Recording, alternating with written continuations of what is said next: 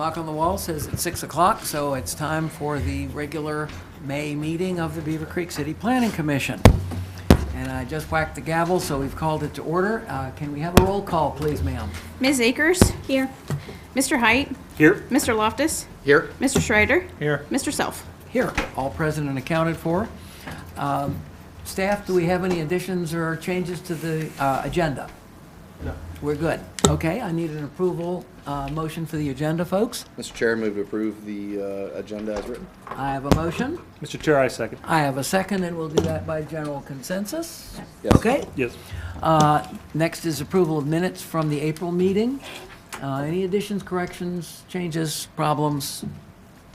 If we're all good, I'll need a motion to approve that, please. Mr. Chair, I move to approve the meetings from the April 4th meeting. Thank you, ma'am. And a second? Second that. And I have a second, and we'll do that by general consensus. Thank you.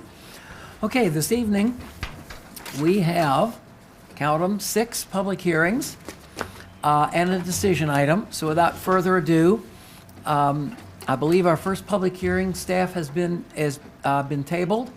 Okay, so if you're here for PUD 93-4, Mod 418, Beavercreek Ground Up Outlot, it's been tabled. Chairman, if we could just have a motion to table it and continue the public hearing to the next regularly Right. scheduled meetings, because we anticipate we'll be back next month. So Okay. anybody's here tonight, Okay. anticipate be here next month for the meeting. Okay, then I need a motion to table this, please. Mr. Chair, I move to table PUD 93-4 Mod 418 Okay, till next meeting. until June. Okay, Second the and I motion. have a second, and we'll just do that by acclamation. All in favor, aye. Aye. All opposed, same sign. Motion carries 5-0. Okay, now we'll go with our first public hearing for tonight, PUC 17-4.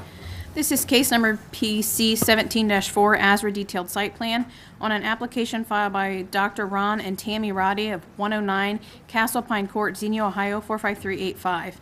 The applicant requests an administrative site plan and a review and approval in ASRA for 1.7 acres of land to construct a new medical office building.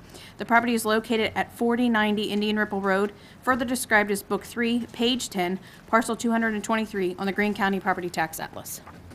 Thank you. Just so you'll know, the way we do our public hearings is first we have a report from the applicant, then we have a staff report.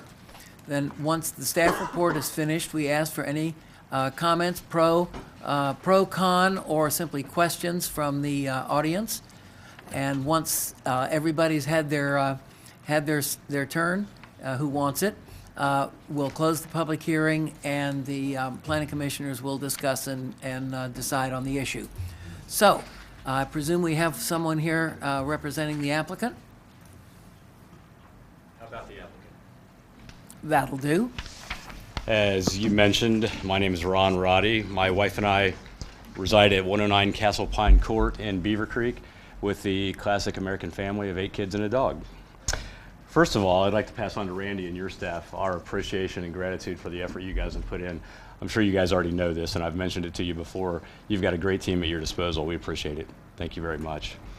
My current practice of over 20 years is located at 2355 Lakeview Drive, just off of Fairfield and Kemp. Before that, I was in the Beavercreek Medical Center, the old Beavercreek Medical Center across the street, for about 7 years. Some of you are aware that I was a member of the Long Range Planning Committee over 20 years ago that made the Beavercreek's land use plan. Little did I know at that point that I'd be in need of certification to make use of that plan on the Indian Ripple Corridor.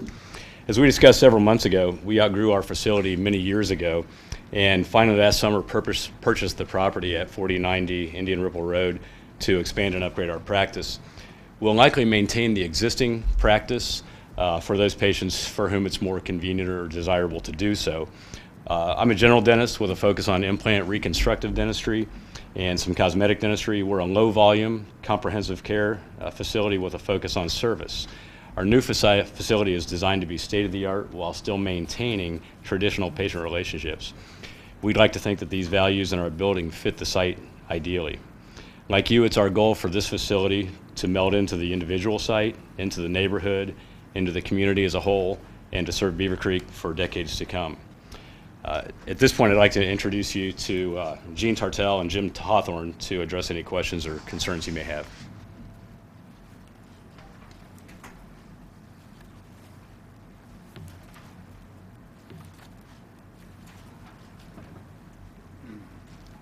Thank you, Ron. My name's Gene Tartell with Ober Thompson Companies, general contractor. Jim Hawthorne, who's the architect, is running a little late. I guess there's some traffic on 35, as I've heard. But he could probably address anything that might come up architecturally as well. But just wanted to let you know we're here if you do have any questions. Thank you. Now we'll have our staff report.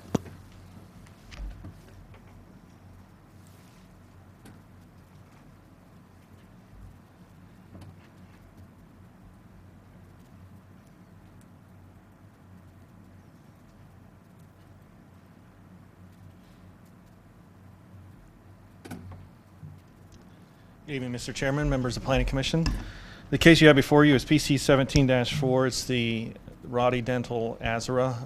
What the applicant's looking to do is they're looking for approval of a detailed site plan for construction of their professional office building. It's on about 1.7 acres. Where they're looking at is in southern Beavercreek. It's about a mile east of the Greentown Center, right on Indian Ripple Road. It's just west of the intersection of Indian Ripple, and this is Apple Blossom. You can see here the property is currently vacant. They do have about 200 feet of frontage on Indian Ripple Road, and the property is about 370 feet deep. There is a 20-foot wide remnant part of the property that runs out to Apple Blossom. When we went through the rezoning last year, there was some concern that they were going to try to make use of that as a access point, but as you'll see here in a few minutes, they're not looking to do that. And it's also an easement for a sanitary and water sewer line that goes through there.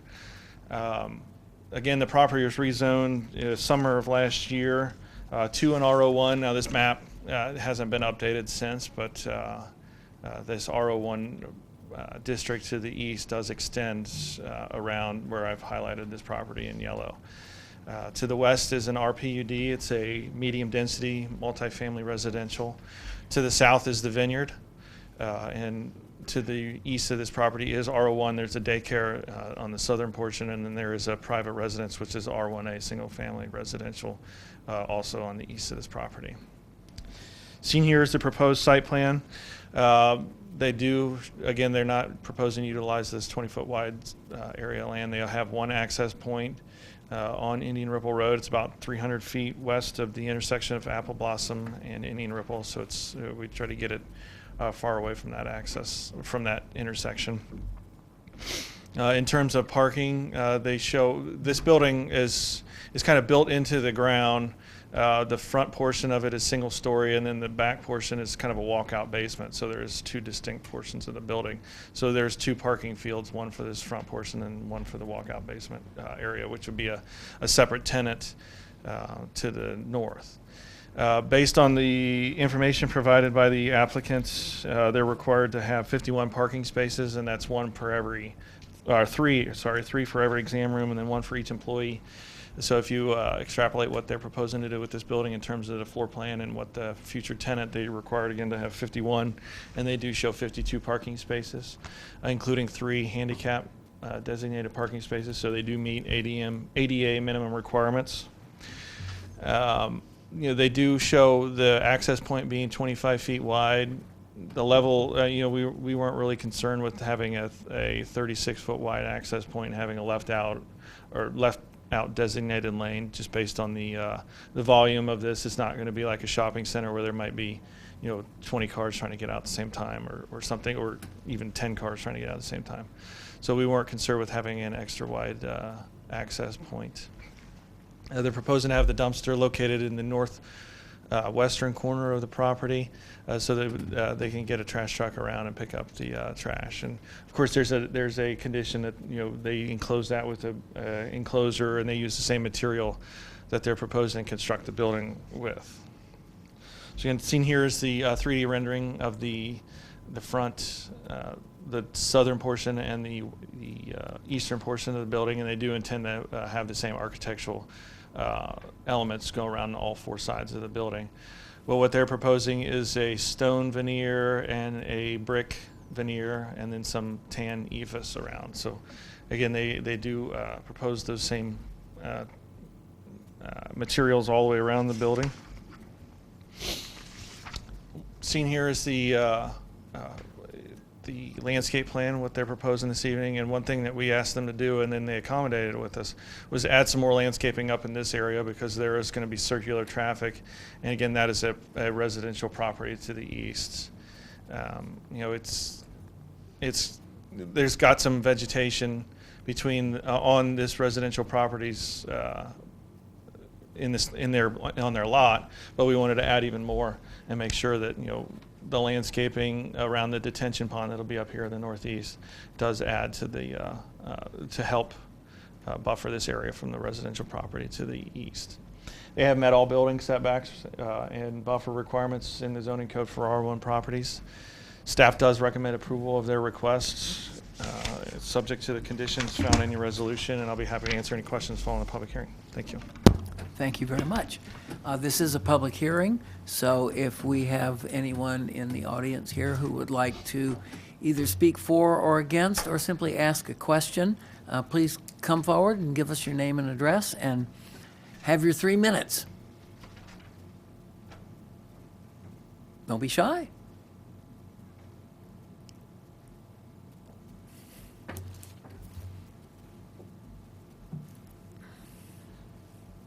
Hi, my name is George Rushlow from 1884, that's 1884 North Longview.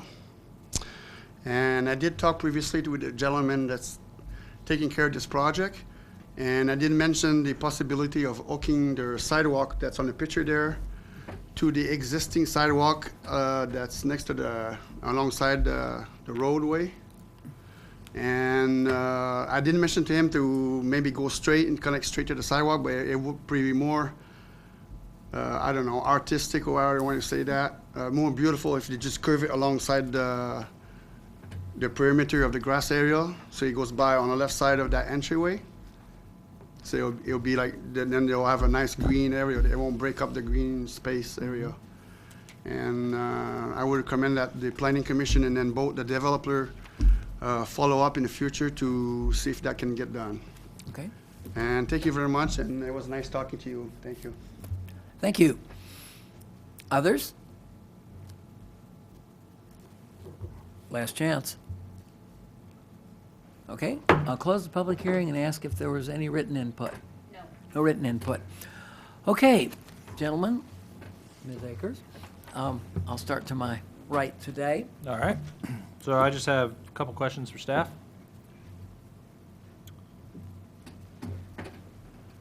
Yes, sir. So on the north side of the property, if you want to go to the greenery elevation, or with the vegetation, sorry, the last one, that one. So on the north side of the property, I see we got shrubs everywhere for headlights and things to keep the lighting down. What about the north side where cars would be? Yeah, I mean, we can add some additional landscaping up here around the northern part. You know, there was a detached garage with some So it's cars not- and stuff okay. like that, and there was a lot of vegetation on this property line. But, you know, I don't have a problem if we want to supplement and add some.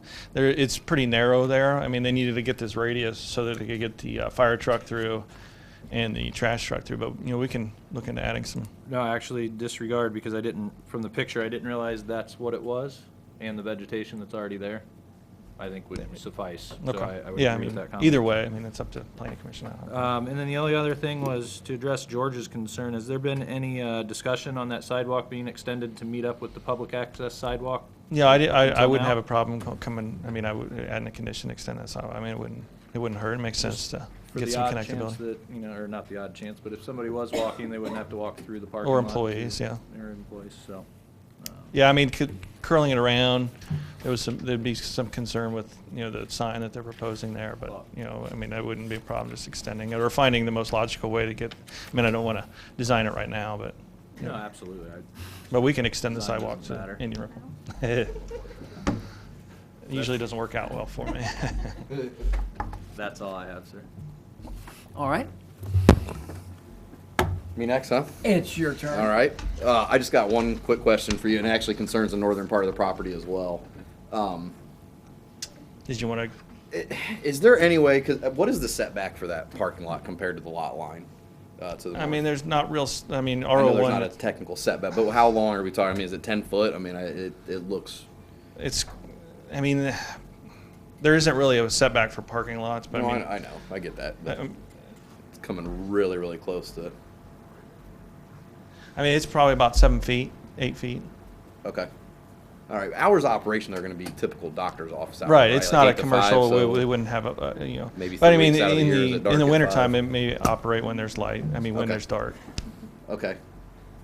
Is there, again, like I said, that northern part, is there any way to just angle the thing back about 10, 15 degrees to provide a little bit more of a buffer? I'm just asking. I don't know if it's possible with the vegetation that's already there in the area, but is there any way to bring that in? I know you can't bring it in, because if you can't, you They won't be able kept to those make the radius. radiuses just, You know what I'm tight saying? as they Like, we could. could actually kick the whole thing back like 10 degrees, I guess, to the northeast. I mean, I would have to defer to them Okay. on that. I mean, but I think that would have some implications on the detention pond, getting the grading right for that. Okay. Yeah, and that's kind of what I thought. I mean, I'd be more than happy to add, or have them add, a row of evergreen shrubs along this property line. I mean, again, to the It's north an was outlaw building, though, right? that it they was a have there in the shed north. and some cars parked back So there. nobody's And I actually think, living there, so headlights and things like that aren't as big of a concern. and the existing vegetation they have back there on their own property as well. But Okay. I wouldn't have. I mean, if we want to add it, I mean, I wouldn't see a problem with that. Okay. Nope, I think I'm good. That's all I have. Thank you, Mr. Burkett. Thank you. Thank you, Mr. Chair. I actually have questions for the applicant. Okay. Thank you. I guess I'm not sure which of you gentlemen want to address it, so if you want to stay back there until I ask my question, we could probably do that. Is there any opposition to extending that sidewalk? You'll have to come up to the stand whenever you respond. Personally, no, I don't have any opposition to it. I don't see a big advantage to it, frankly, because we're not going to have walk-up patients in that part of town. I mean, there is. I do have a couple patients that live in that condo complex next door, but I would think even those are going to drive over. In terms of walkers, community, things like that, the number of people that would go from the sidewalk to the building would be Very limited. 1 or 2 a year, maybe something. But I don't have a big opposition to it. I just don't find a cost advantage to it whatsoever. So. Okay. And what about adding some evergreen shrubs on that backside? I don't have a problem with that either. Okay. I was just talking to Mr. Hawthorne about that and Mr. Tartell. That property line is pretty heavily wooded back there. A lot of it is brushy. Much of it is on the adjacent property. So we're not going to do a whole lot of change back there. It's actually quite overgrown. So we'll clean up our side. Right. But I don't think there's much need for a barrier there. Frankly, we'd like to have a barrier because the building back there is not attractive. I don't have any problem with it whatsoever, but it's not sightly from our standpoint either. So if the clearing does become an issue, we're going to be glad to add landscaping there. Not a problem. Thank you, sir. Anything else? Nope. Thank you. Thank you, Mr. Chair. My pleasure. Mr. Chair, no questions. No questions. Okay. I'd be terribly remiss if I didn't have a few.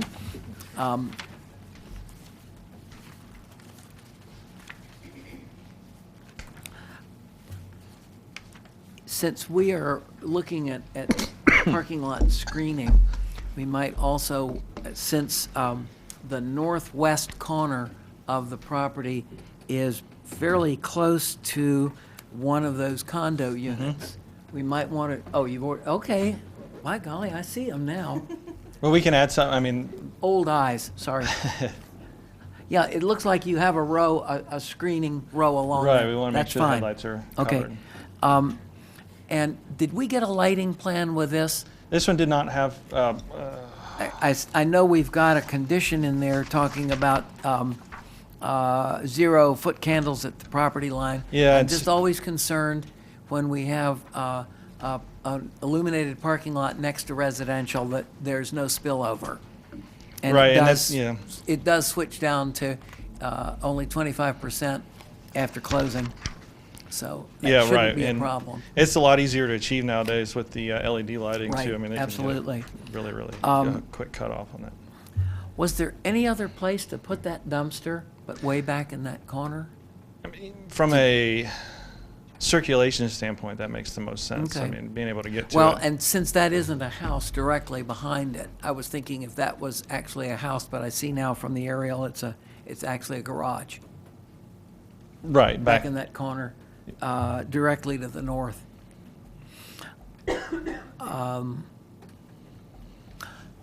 Now, this is RO zoning, Right. so that limits the tenancy in the other part of the building that Dr. Roddy is not going to occupy.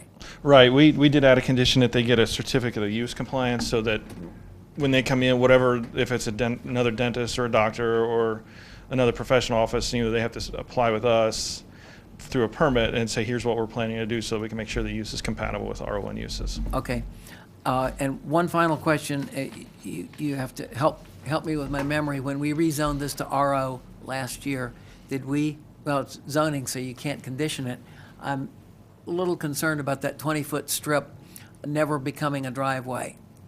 It's not wide enough, I mean, with the, to have, due to the width of it, to have space on both sides of any kind of driveway with curb, I mean, it's not wide enough to be compatible with any kind of access Okay, point. so- We can add a condition to this ASRA if you'd like, that any future Belt expansion, and if suspenders kind of guy. needed. I think we Sure, need to do yeah, that. it wouldn't be a problem. Just to make sure. Okay, that's all I've got. Thank you very much. Okay, gentlemen, Ms. Akers, we need a motion, and since I can't make the motion, I would suggest that we add a condition that would prohibit that sewer easement from being used as a driveway in any future use, just to make sure. Just not a good idea to have a driveway for a commercial structure going between two residential houses if you can't help it. In this case, we can help it. Mr. Chair, I move to approve PC 17-4 with the 17 conditions and one additional condition, the 18th, to not allow a driveway of any sorts in that sliver of land. On the sewer, you call it a sewer easement? Yeah, I mean, access? yeah. Right. Right, well, the connecting portion of the property leading to Apple Blossom Lane. Okay, yeah, I mean, Or- we can make sure it's worded Okay. appropriately. Okay, Provided the change in wording, I second that motion. all right. I'm not a lawyer. And you don't even play one on TV. No, I do not. But we have two lawyers here, so we're good. You're totally covered. Before you start voting on it, the commission did not want to put an additional condition regarding vegetation on the north end of the property. Okay. Okay. Everybody good with that? Okay. I have a motion. Second. Do I have a second? Excellent. Okay, then it's time to read the roll. Mr. Height, Yes. Mr. Loftus. Yes. Mr. Schreider, Yes. Ms. Akers. Yes. Mr. Self. Yes, motion carries 5-0, and we're looking forward to a shiny new dentist's office there. Thanks for being part of the community for so long, and thanks for filling up one of our vacant parcels there on Indian Ripple. It's looking better and better every year. Thank you. Okay, moving right along. We have PC 18-6 and PC 18-8. Are we considering those separate, or together? Got it. Right, right. This is case number PC 18-6, it's an ASRA detailed site plan, and PC 18-8, which is a conditional use, on an application filed by Steve Butler of 2440 Dayton Xenia Road, Suite B, Beavercreek, Ohio 45434. The applicant requests an administrative site plan in review approval, an ASRA for 1.371 acres of land and a conditional use to construct a new music school. The property is located on the northwest corner of Indian Ripple Road and Grange Hall Road, further described as Book 3, page 20, parcel 3 on the Greene County Property Tax Atlas.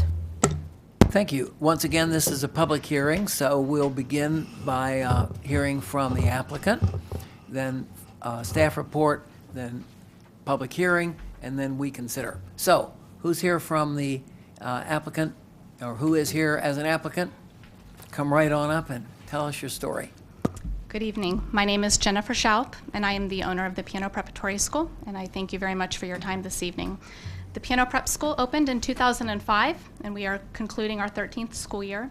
We specialize in quality music education, focusing on piano, guitar, voice, and strings. We subscribe to a very traditional classical approach to our music education programs. Our faculty hail from the Dayton Philharmonic, Dayton Opera. They're members of the faculty at Wright State University and the University of Dayton. And we also are very proud of our relationship that we have formed with the City of Beavercreek Parks and Recreation Department. We regularly offer programming with them as well. This proposed facility will give us just a little bit more breathing room. We have been very grateful for significant growth. We're not looking to grow much larger, but just to better serve our current customers and clientele. I would be remiss if I did not briefly mention a very personal connection I have to this parcel of land. This land, dating back to 1817, was part of my family's farm. It was the Schaup farm. And in the 1860s, the Schaup family donated that farm, to the Beavercreek Township, and it became the site of the very first schoolhouse in the area, Concord School No. 1. When Beavercreek began to grow, they ended up selling this parcel of land, and by 1951, it was back in my family again, and my grandparents then moved their family into this converted schoolhouse. Since 1959, this land has been vacant. There's not been, it's been passed through a couple of owners, but there's not been a proposal for a facility, so it's with great joy that I am proposing to have this land back in my family again, and to hopefully contribute something that will be a very positive use of the land and positive in terms of what we can offer to the community. Thank you very much. Thank you, and thanks for the history lesson. That's always interesting. Staff report?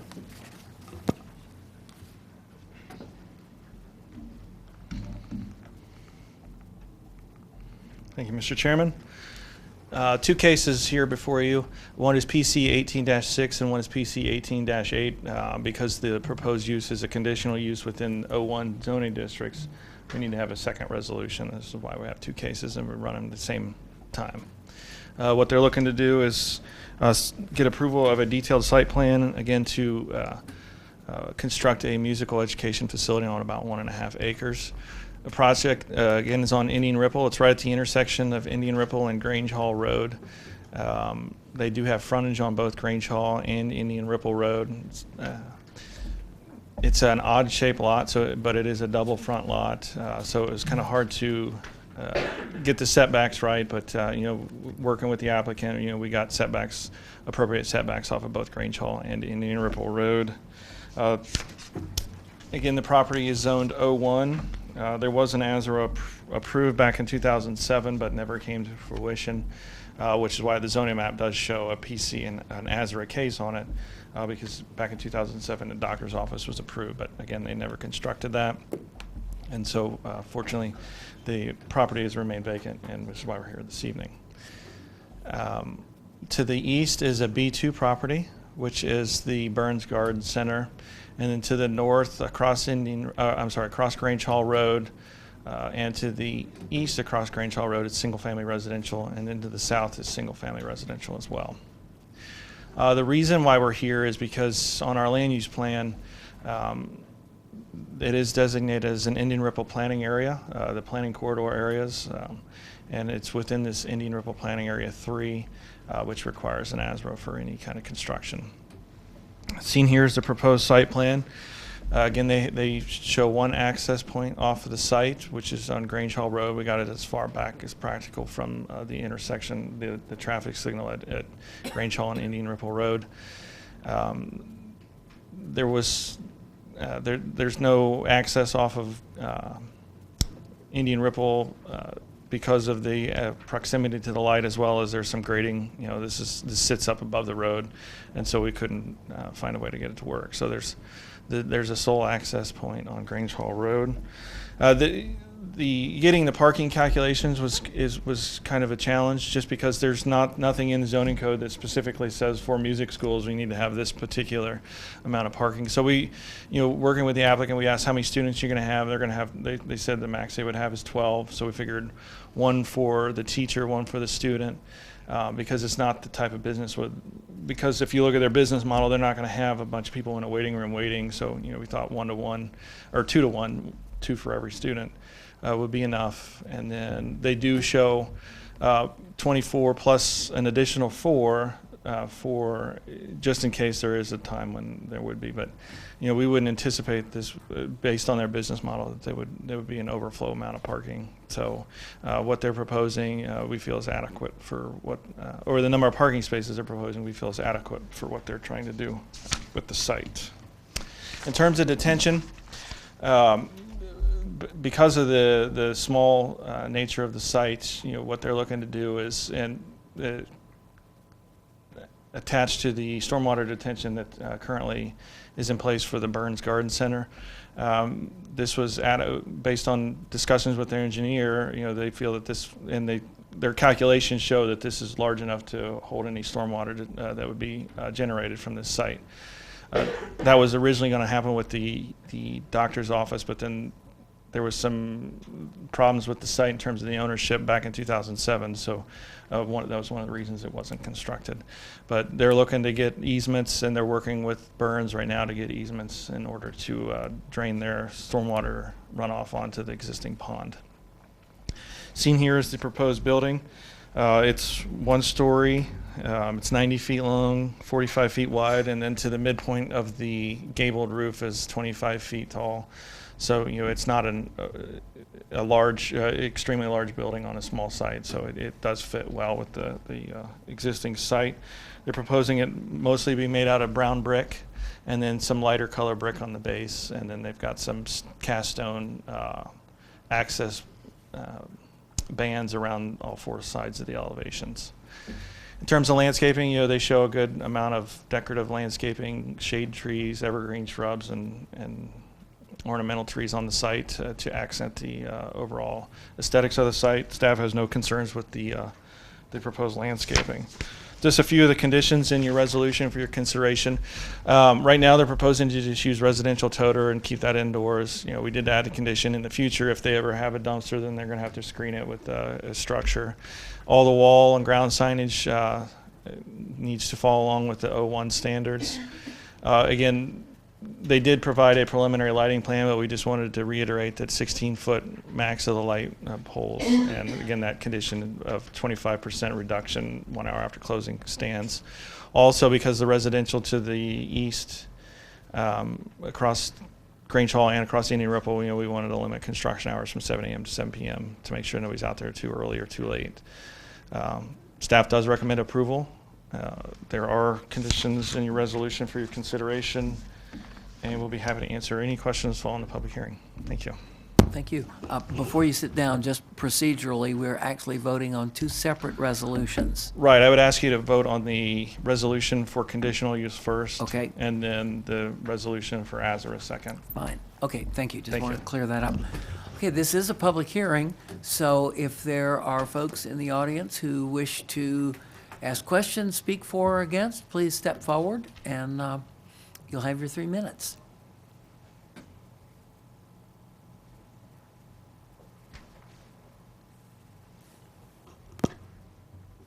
I'm Constance A. Heigl, and I live at 68 Grange Hall Road, which is across from this.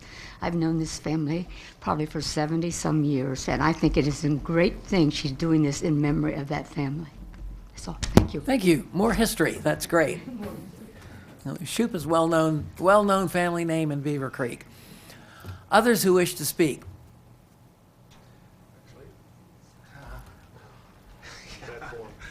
It's Steve Butler, Community Civil Engineers. I just wanted to... Can you give us your address too? Sorry, 2440 Dayton Xenia Road, Suite B. I just wanted to, on the construction 7 a.m. to 7 p.m., that's just external, correct? Exterior. Exterior construction. Yes. That's all I just wanted to confirm. And we're in favor of that.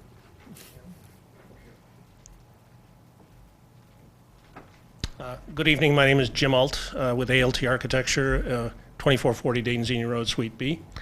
And we're the design professionals of record for the project. Want to say it's been a pleasure working with the staff. It's been a real pleasure working with Jennifer Shoup and her family. She didn't mention that the building did have a rather extraordinary moment back in the 50s when a flight from Wright Pat obliterated the building. So we have taken it upon ourselves, and you can see some of the historical references in it, but one really sneaky one that we slipped in is that the element to the right and then to the left behind the colonnade, and it's actually described in the floor plan itself, is a treble clef curve, for those of you who are familiar with that. But other than that, we're also in conversation with Burns, so you can anticipate a bit of a enhanced, well beyond the minimum landscape consideration, because they've been thrilled in our conversations with them about the idea of having such a lovely neighbor. So any other questions, we'll be happy to answer. Thank you. Thank you. Anyone else? I've always been taught don't say anyone else because that tends to put people off, but would additional people wish to speak? Last chance. Close the public hearing. Any written input? Okay. Start with you, Nick. All right, Ms. Burkett, I just got one really, really quick question. Who owns a little sliver to the east? That's city right away. So that's city, so it'll be maintained by city. There's no worry about it. Right over here. Okay. I assume you're talking here. I have no other questions. That's it. Thank you, Mr. Chair. Ms. Akers. I have no questions. Thank you. Okay. Just one quick one. You kind of already hit on it, the driveway, the entryway, given that their peak hours are the same peak hours, kind of the schools letting out and things like that, that you're obviously comfortable with how far back that is from the lighting. It's not Yeah, gonna I cause mean, any other issues. yeah, well over 300 feet. And, you know, their peak hours, 3, 4, 5. based on the information they've given me, actually, I mean, yeah, I mean, 4, 5, 6, and with 8 people in it, I mean, that's not.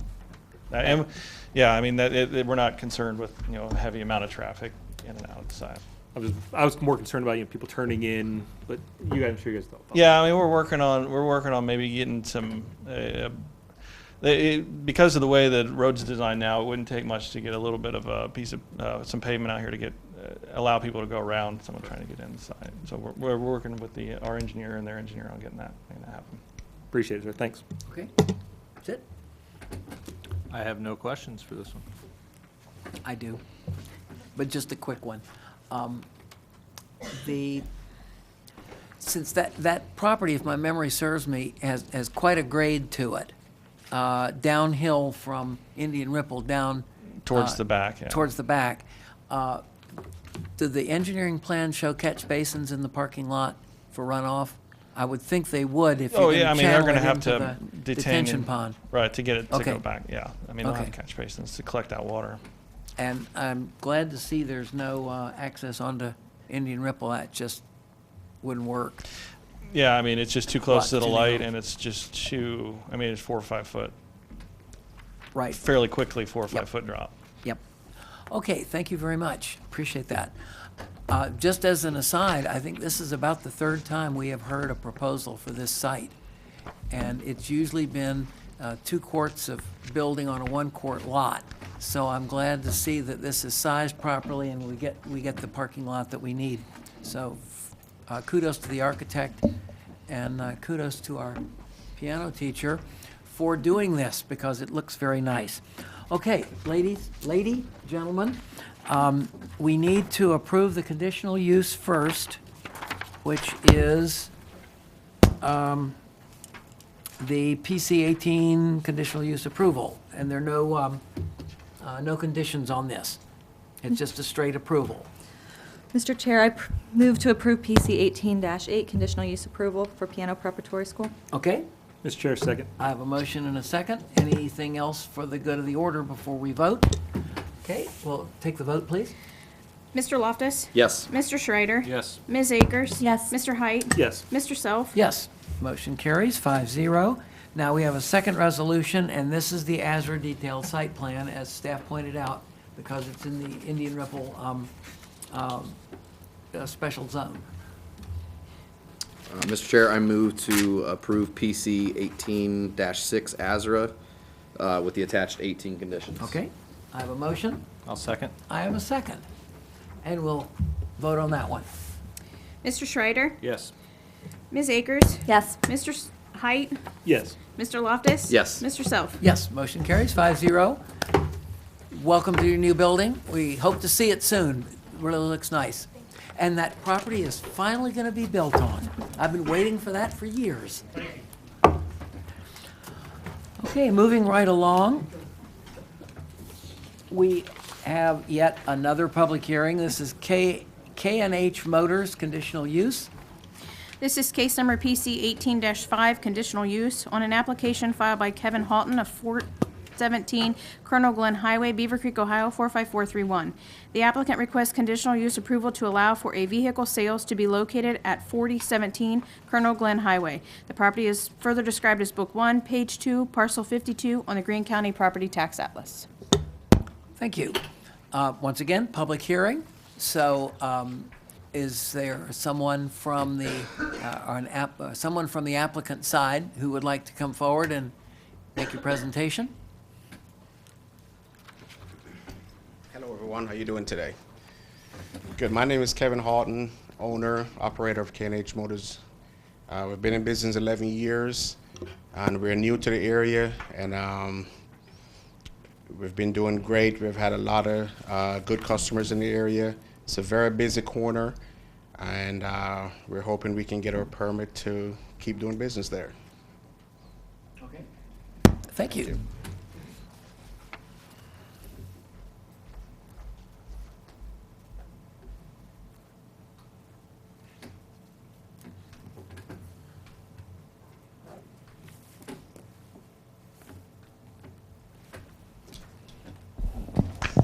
Good evening, Mr. Chairman, members of Planning Commission. Before you is an application requesting conditional use approval to allow for the operation of a used auto sales dealership to be located at 4017 Colonel Glenn Highway. The property is zoned B3, according to the zoning map, as you can see. And within a B3 zoning district, auto sales are a conditional use that requires approval from the Planning Commission. Now, this property has been a used car dealership for a very, very long time, even before the city was incorporated. After the city was incorporated, they never received any types of conditional use approvals or anything like that because they were continuing that use. So even as different car dealers came in, as long as it didn't remain vacant for more than a year, they could continue that use. In 2017, the property, as you can see by the aerial photo, was vacant for some time.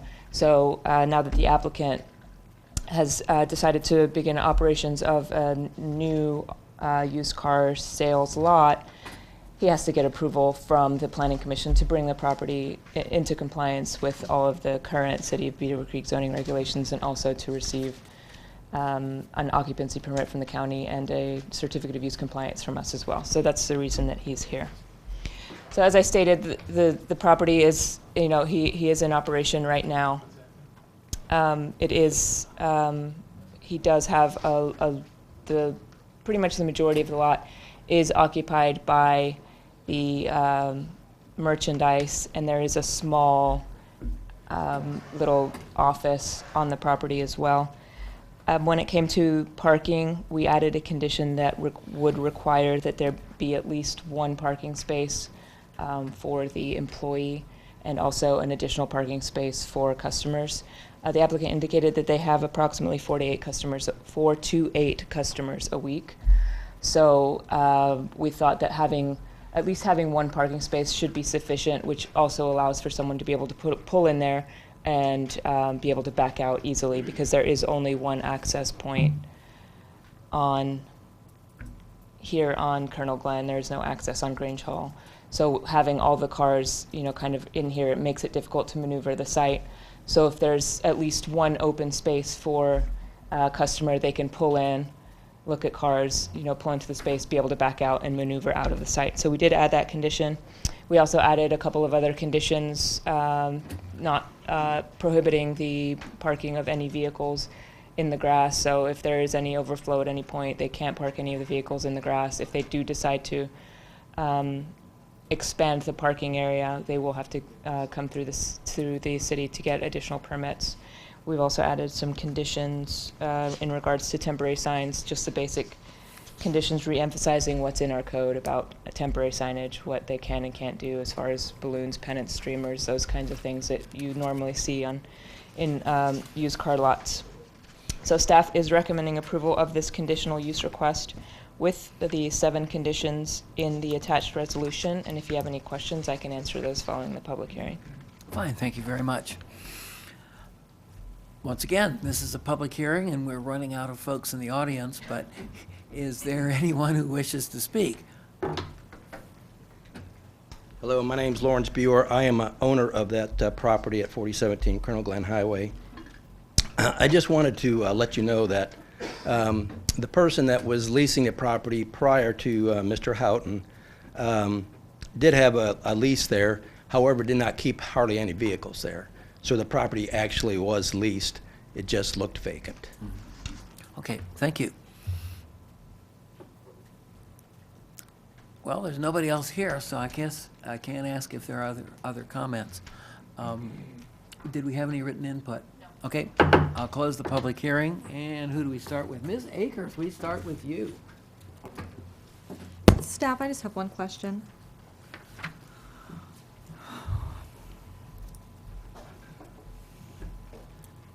Are we requiring them to line the parking lot? No. So that we can determine what is a parking spot and what is not, and where the customer parking is, and where the employee parking is? Yeah, I mean, we didn't add that condition because normally when you have, in these used car lots, they don't really delineate, you know, they kind of like push them in. Exactly why I'm asking. I mean, if it's something that you guys want to do, it's up to you, but I didn't add that condition in there, no. Okay. Do we know the approximate size of the parking lot? How many cars could potentially fit? Well, the entire lot is 4/10 of an acre, almost a half an acre. So the actual parking area, I mean, the applicant could probably tell you how many vehicles he has on the lot right now. And I mean, when I drove by there yesterday, there were a couple of spaces open. So, I mean, do you know how many cars you have? It will fit about 30 cars. About 30 cars? Yeah, that would be at full capacity. Okay, that's all the questions I have. Thank you. Next. Mr. Chair, no questions. Okay. Starting to my right again. More questions. No, I'm gonna hold off. No further questions. Okay. So I'm going to be the pain and ask just one question. For staff, please. Sorry. So the last used car lot that we put in was about 6 months ago. Yes. The Shishka Cafe or whatever, putting in the used car lot Yeah, there. just down the street. Yeah, exactly, right down the street. We had put something more specific as far as repair being done. I noticed in the conditions, there's nothing that specifically prohibits them from working on their cars in an outside venue. Okay. And that does concern me because I mean, there's not really any room or. well, that's what I mean. Any- That means they're any going to type have of to work on them facility. outside, right in the front of Colonel Glenn and Grange Hall there, and that definitely concerns me because that definitely is not an attractive thing for visitors to our city. If you want to add that condition. If we could just amend, can we amend? Are we able to amend the conditions? Well, the Yes, planning commission, absolutely. we can do Well, that's that. what I'm saying. We can amend it as Yeah. opposed to adding a new one Oh, that yeah, overrides yeah. that You can- commission. you Because can- I think you could probably take care of it in condition 3 to maybe move the repaired part. Just scratch repaired period. No repairs will be permitted on site other than quick repairs, things like that. I mean, yeah, obviously, but yeah, if they Right. got to drop an engine or pull Sure. a transmission out, we want to pull it off site and have them do that. That, Okay. that would be my only thing. Probably So want to do another condition on that. what's that? Probably want to do Yeah, another the second condition. condition would be better than override now. Okay. Each one. That it? Yeah, that's all I have. Okay. Thank you very much. Don't run off. I'm just curious, that has got to be the smallest B3 parcel I think I've ever seen. Is it just It- old? Yeah, it's old. I think it's a remnant, because originally the entire Signal Hill was B3. Right. So I think when they rezoned the Signal Hill into a PD, this got left behind. Okay. I think that's what happened. Okay. And then you kind of have this little separate piece here that I believe belongs to Signal Hill as well. I'm not sure why it didn't get combined or sold or anything, but yeah, I My think me- it's a remnant piece. My memory serves me, that was once upon a time a Clark station, gas station. It- That's what I thought, yeah. long time ago. So I presume because of the size of the parcel, even though it's B3, we don't need any kind of a detention or a retention pond? No, because nothing has changed. If they were to increase the coverage of the parking area, Okay. then they'd have to talk to our engineers, Okay. and we'd have to do something there. But And I also had a concern about inoperable vehicles. I'm not talking about ones that, obviously, most of your used cars don't have license plates on them anyway, but I'm talking about really, something that's obviously very inoperable, because it starts to get trashy after a while. So we may want to add, I realize it's in our zoning code, but we may just want to add a condition to combine no repairs or obviously inoperable vehicles to be done on site. But you have to do that, I can't. Second, can I get a reassess Sure, that, absolutely. Mr. Chair? Jump right Mr. Houghton, in. do you have just a second? Is that change, is that amendment going to put you in bad shape? I mean, that used, at one point, I believe that was a detailing area, right? They detailed cars there and a bunch of other stuff. Is that change gonna affect you and your business? No, it's not, because we have an off-site repair facility. So all our repairs are done off-site. The only thing we do other than sell cars is we clean them there. Perfect. Yeah, but in terms of repairs, everything's done off-site. That was the right answer. Yes, sir. Thank Thank you for your time. But we still need to put that in there in case he moves on to a bigger and better site.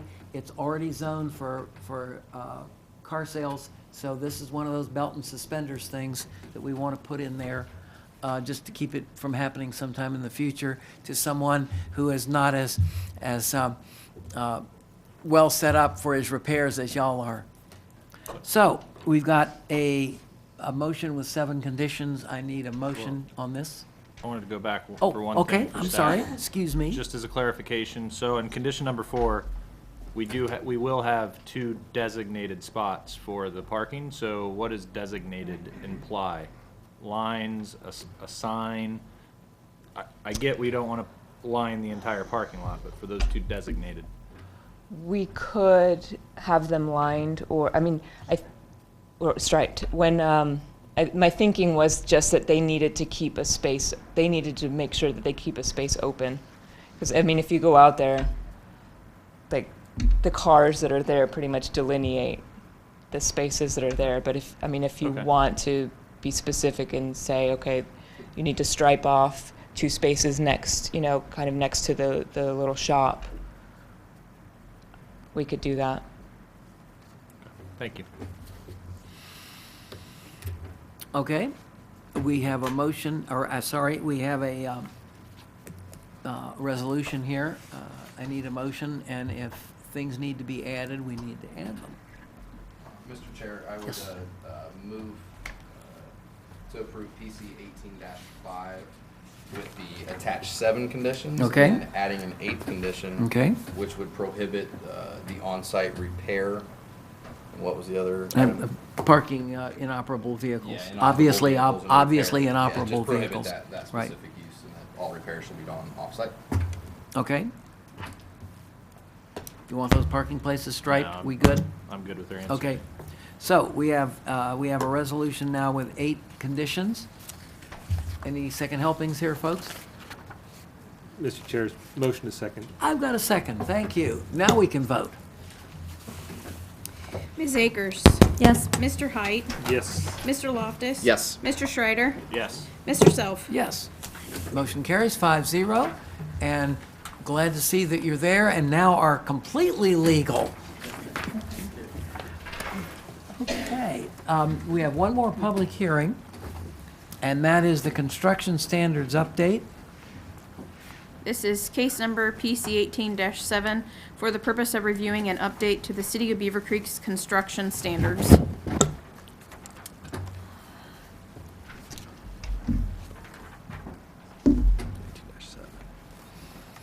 Good evening, everybody. As you know, the subdivision construction standards, the purpose of the document is to guide designers when they come into town to build a new development, subdivision, whatnot.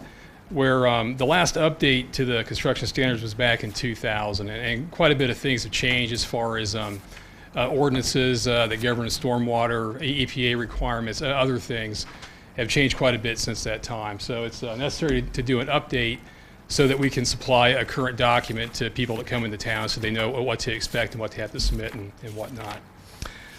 Just kind of the highlights of some of the major changes from the last, from the 2000 update. There's been many changes to our standard construction drawings. Our drawings are, honestly, they should have been updated better back in 2000. They're really out of date, and the document, the drawings in this document reflect what we currently require on a daily basis for curbs, sidewalk, driveways, etc.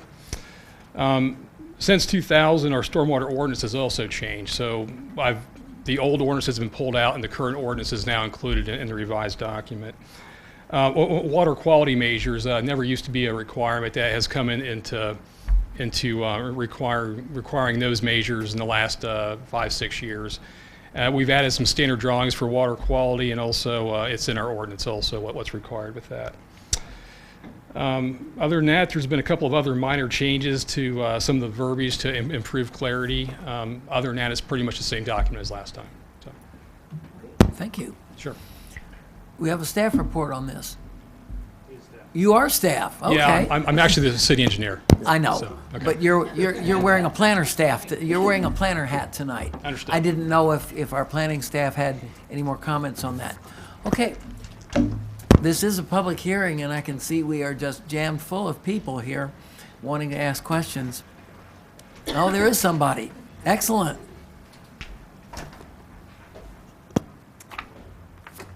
My name is George Rushlow from 1884 North Longview, and I just got a couple of questions as far as the standards for like businesses and commercial places. Does it address that they have to connect to the city sidewalk when there is an existing city sidewalk and surrounding their property? It's a question. Sure. Yeah, happy to answer that. These standards really govern public improvements, so these are really more applicable to public streets and whatnot, not really so much private parking lots and whatnot. Okay, thank you very much. But additionally, except for the past 4, 5, 6, 7 years, the city's been real good as far as putting footpath, bike path, and sidewalks. But previously, for two plus decades, they dropped the ball at several places in the city. And since I've been walking for 4+ years, as far as the businesses or commercial, when there is an existing sidewalk along the city street, at those places that's like original draw, you guys are not putting in your standards that they have to at least connect to the city, at least minimum one location when they have either one or more location access to the different plots. Like the Beavercreek County Center, where Lowe's and Best Buy is, the city has the sidewalk on both Germany Chamberlain Road and North Fairfield, but it doesn't access the shopping area. And then people basically have to walk in the middle of the street in order until they reach the first parking lot. Doesn't the city have, like, under emergency condition for safety reasons' sake? They can't redevelop an entire development, but for a minor 1 or 2% change, go from the city street to access the first parking lot or first stop sign into the development, and people can walk across the parking lot after that. You guys cannot require send them like a recommendation suggestion to different property owners that, because I've been going to Lowe's, and when I And when I take Green Cats and I get off in front of Walmart, I walk across North Fairfield, but then after that, I'm stuck. I have to walk in the middle of the road. If I go to the Clark State College Park to cross Green Cats there, same situation. There's no pedestrian access. And then a few other locations around Beavercreek, next to Pet Value, next to Kroger, and then across the parking lot from Regal parking lot, next to the hotel. I mean, there's only like a 3-foot little section of grass. It's like it didn't get completed. It's ridiculous.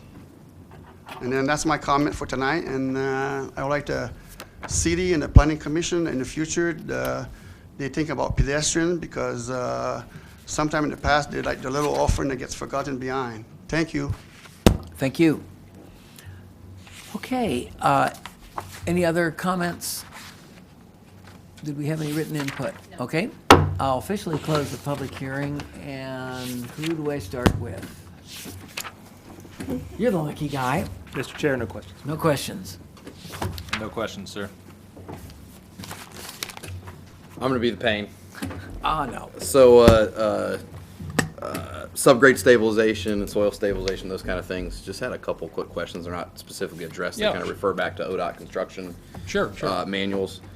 So I know on the last couple of extension or the widenings that we put on Grange Hall and Fairfield, I did notice that they were concrete stabilized. RB Juergens, I think, did all that work Yes, sir. over there, and they're continuing to do some work for the city. That's correct. When we're building private roads, is that a consideration? Do we require soil stabilization or subgrade stabilization? No, we typically only require that on our major routes. It's Okay. it's a fantastic product for our arterial roadways, but it's kind of overkill, in my opinion, on like Platte streets and stuff Okay. like that. I should say, though, we do have an inspector out there when they're building something that's going to become the city's responsibility to make sure any soft spots are stabilized before they put down the gravel and the pavement. Okay, so that was the question I had, was because it refers to ODOT construction, but the standard for ODOT construction now is global stabilization. They don't do any cut and fills anymore. I work with ODOT on a lot of different things. Sure, so- sure. I know ODOT's really big on the stabilization, or Yep. sometimes they'll do a global undercut based on the soil conditions or whatnot. If they're sulfurous or they're very organic, things like that, yeah, You're they'll exactly cut right. out. But yeah, for the most part, typical soils, they're gonna stabilize. They did a study basically that showed that over 10 years they spent more money on cut and fill than if they would have just stabilized every road that they ever Right. put in. But our arterials, they get a lot more loadings as far as like heavier vehicles, trucks, school buses than say like a Well, the Platte reason I street. asked, I live in Terra. In that area, those roads are, Yeah. yeah, well, I'm sure. We only got so much money, so everybody can't get their stuff paved all at once. But it concerns me. So, as an example, the city of Columbus and Indianapolis, both obviously very large cities, they do not allow subdivisions to be built without subgrade stabilization for the very fact that within 10, 15 years, they're having to go back and repave because those residents are going, hey, I've got a brand new home and I have horrible roads in front of me. So I was just kind of wanted to just pick your brain and see if this is something that the city's Yeah. Well, considering, you know- or I know it obviously adds some cost, but again, there's some studies that would show that it actually doesn't cost more, in some cases could actually save the contractors money when they're putting in private roads. Yeah, I'm just- absolutely. And to speak to your particular situation down in Terra, back when that plat was built, they weren't built to the standards that we currently have. Yeah. A lot of the streets are actually, it's just pit run, which is natural It is gravel. pit run. with They had only- to dig up the road with right in only- front of my with only house, and it 2 was inches 2 of- foot of pit run. Yeah, 2 inches of asphalt on top of it, which No, the asphalt was this thick. I've never seen asphalt so thick in a Right. residential neighborhood. Right, but it really, honestly, a lot of those streets, they weren't built correctly. They weren't built to the standards contained in this manual. And I feel pretty good with a lot of the streets we have built using these standards that you see in a lot of the newer plats around town. I think they've held up pretty well. And again, in my opinion, I'm pretty comfortable with Okay. using these standards in place. Yeah, and I'm not a PE. I mean, like I said, this is just an area that I'm very experienced in. So just wanted to kind of pick your brain and see Yeah, what. but again, I agree the concrete stabilization is a fantastic product for arterial. And lime sometimes too, depending on if you're in really heavy clay soils and things like that. But yeah, just wanted to kind of ask because there are a lot of cities now that are starting to require it. Do we make them warranty the roads, the developer, for any certain length of time, or bond it like we do landscaping? Right. We usually we'll hold it. They'll put down the intermediate course of asphalt, and it'll set. And once we get so many lots built, we'll require the surface course to go on. And we're holding a bond that entire time. So if something goes south, But once the in the street's interim. built and it's signed over to the city, if Right, next year it needs full repair because. That's right. Yeah, the there's some city sort of takes subsidence. responsibility. Yeah, so there's a big burden on our inspectors when our inspector is out there actually looking at the subgrade before they start building the road, Mhm. inspecting the curb, making sure the materials are correct, stuff like that. Okay, all right, perfect. That was my question, my very, very long question. Thank you. Thank you. Just as an aside, if my memory serves me, Terra was developed before the city became a city. Most goes, of it, yeah, 83 to 84 were the last. Right. Well, in the It's- main part of Terra. Yeah, it started back in the 70s. Mine was 83 So, completion, so yeah. oh, you got one of the Last newer house was like sections. One of the last houses. Okay, well, surprisingly, I don't have any questions on this, but we have Ms. Akers first. I didn't forget you. You almost forgot. No, ma'am, I didn't do that. I have no questions. See? Okay, folks, we have a big, thick document here, and we all trust our city engineer to have everything copacetic because it's beyond most of our ken in terms of except maybe you. Just parts. There you go. Okay, so we have this to approve, so I need a motion. Motion to approve PC 18-7. I'll second the motion. I have a motion and I'll a second the second. motion. And let's go ahead and do a formal roll call on this. Mr. Height? Yes. Mr. Loftus? Yes. Mr. Schreider? Yes. Ms. Akers? Yes. Mr. Self? Yes, motion carries 5-0. Thank you for keeping everything up to date there, Jeff. I appreciate it. I know we all appreciate it. We have one last item, lady and gentlemen, and that is a replat at the Fairfield Mall at Fairfield Commons. Thank you, Mr. Chairman. Really quickly, the applicant is requesting approval to replat the existing Lot 3 of the shops at Fairfield Commons. Last year, I believe the mall at Fairfield Commons decided to sell off a few of their lots, and one of those was this the Panera lot. And so with this application, they need to split the Panera lot off separately in order to be able to transfer ownership. So there will be, you'll have lot 3A, which is the Panera lot, which will be almost 1 acre, and then you'll have the remnant lots, which is, you have the Verizon to the west, and then to the east you have the former Don Pablo's and the Mackenzie River as well.